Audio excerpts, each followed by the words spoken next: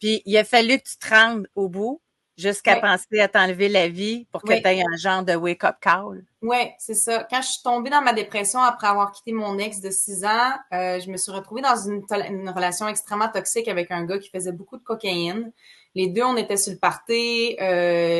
C'était juste du n'importe quoi. Comme il contrôlait beaucoup qu'est-ce que je faisais. Il voulait que je quitte mon appartement pour aller vivre chez lui. Je travaillais plus, je travaillais pour lui, fait que c'est lui qui contrôlait mes finances, c'est lui qui contrôlait ma cocaïne, on en faisait à tous les jours, puis des fois comme il me chicanait ou il me punissait, puis il m'enlevait la cocaïne, il partait pendant une semaine, tandis que moi j'en avais besoin, fait que tu sais, c'est comme c'est lui qui décidait quand je travaillais, c'est lui qui décidait quand j'avais de l'argent, c'est lui qui décidait quand on avait de la cocaïne, c'est lui qui dictait tout, puis j'étais tellement dépendante à la cocaïne Qu'est-ce que que ça faisait? Ça, avant qu'on aille plus loin, là, ça fait quoi être dépendant à la cocaïne? Qu'est-ce que ça t'amenait, la cocaïne? Tu sais, ben tout le monde connaît l'effet de l'alcool, là, tu sais, c'est, en tout cas, oui. en général. Mais qu'est-ce que ça amène, la coke? Puis qu'est-ce qui fait que tu deviens dépendant à ça? Mais tu sais, la cocaïne, c'est un booster de dopamine à 400%. Fait que tu sais, quand tu prends ça, t'as un boost, tu te sens comme Superman. Quand moi, je prenais ça, dépendamment du type de cocaïne, parce qu'elle est tellement coupée avec plein d'affaires, souvent, tu vas prendre une ligne, mais t'es comme, yark, c'était du speed, yark, c'était d'autres choses. Fait que tu sais, la vraie bonne cocaïne que moi, j'avais consommée, tu sais, pendant 15 minutes, tu te sens comme Superman, tu peux aller te battre, tu peux aller faire ce que tu veux, tu vas pas aller te battre pour de Ah vrai, ouais, mais ah ouais. tu pouvais te sentir comme sur on the top of the world. T'étais comme yo, je suis superwoman, je peux faire ce que je veux, comme t'es invincible dans ta tête. C'est juste un feeling qui est tellement incroyable. Mais dès que t'as ton down, ton cerveau il est plus capable de créer de la dopamine. Fait que là, tu te rappelles que ah ben si je veux être heureuse, si je veux être bien, je vais prendre de la cocaïne, mais à chaque fois Fait que tu c'est une reprends de roue la qui tourne, là. dopamine. T'en prends, tu te sens hot, t'es sur le C'est down, tu ça. veux te ressentir hot. C'est ça. Tu sais, j'explique aux jeunes, la cocaïne et la dopamine, c'est comme un cellulaire. Imagine que tu es dépendant à la cocaïne, puis la cocaïne, c'est ton cellulaire. Tu t'achètes un nouveau cellulaire, puis là, tu es comme, OK, je vais l'utiliser une fois, je vais envoyer un texto, mais quand j'envoie mon texto, ma batterie, elle va se vider à 0%. Puis là, ça va prendre du temps avant que la batterie, elle recommence à 100%. Mais toi, tu es tellement addict, puis tu veux tellement utiliser ton cellulaire, tu veux soit aller voir TikTok, tu veux soit aller sur Instagram, tu veux soit envoyer un texto ou faire un appel, mais à chaque fois que tu en utilises, une fois, ça redescend. Fait que là, au lieu d'attendre que ton cellulaire se recharge, tu achètes un autre cellulaire.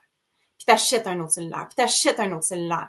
Puis là, tu te retrouves dans la dette, puis tu as trop de cellulaires, puis là, tu n'es même plus capable de les charger, puis là, tu veux juste même plus envoyer de texto parce que là, tu es comme, oh my God, mais qu'est-ce que je vais faire avec tous ces cellulaires-là? J'ai même plus d'argent. Puis là, t'es arrivé au point où t'es plus capable d'endurer tout ça puis de vivre tout ça. Oui, c'est ça. Avant, j'ai voulu me gazer dans le char de mon ex. C'était ça mon plan.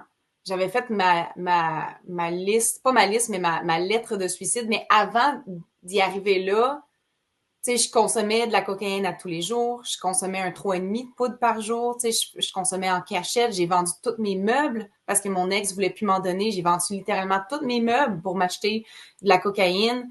Je me suis OK. retrouvée avec juste un matelas par terre puis un sac de linge. J'avais littéralement plus rien. Puis, à un moment donné, tu sais, mes dents bougeaient, mes dents saignaient, j'étais plus capable de me brosser les dents. Tu sais, là, j'ai des belles dents Ça, parce que c'était je mange l'effet du de la cocaïne. ben, parce que tu sors tellement des dents qui commencent à bouger éventuellement. J'étais plus capable de respirer par le nez, tellement que j'avais de la cocaïne. Tu sais, j'avais des problèmes de santé, je perdais connaissance, tu sais, j'étais juste plus là, puis je me lavais plus non plus. Je me lavais plus le corps. Tu sais, moi, rentrer dans la douche, c'était des minutes que je perdais pour consommer. Fait que si je OK. rentrais, je manquais une opportunité de faire de la coke. Fait que OK. j'étais rendu que je tremblais tout le temps, puis j'avais besoin de ma consommation à tous les jours. Puis il te restait-tu des amis qui s'inquiétaient de te voir dépérir comme ça?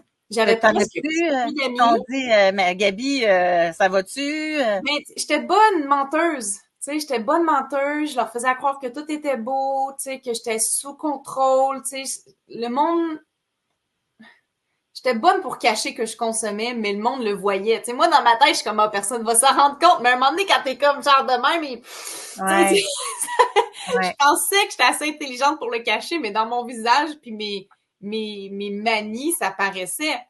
Puis j'imagine que ça allait avec d'autres cocktails, là, tu sais, cocaïne, il doit y avoir de l'ecstasy, du speed. Oui, mais à la fin, c'était rendu que je pouvais même plus boire d'alcool, je pouvais même plus fumer de cigarettes, je pouvais même plus manger, je pouvais même plus, c'était juste cocaïne, cocaïne, cocaïne. Puis tu sais, avant de me gazer, j'avais justement essayé de me tuer en faisant des overdoses. Ah oui, OK. J'avais essayé de faire des overdoses, j'étais comme, ah, ce soir, je vais me tuer, je vais consommer tellement de cocaïne que mon cœur va juste exploser, puis je vais juste comme m'endormir. Puis à chaque fois que je voulais le faire, un soir après un autre, j'y arrivais pas parce que j'étais tellement habituée de consommer que je faisais juste perdre connaissance.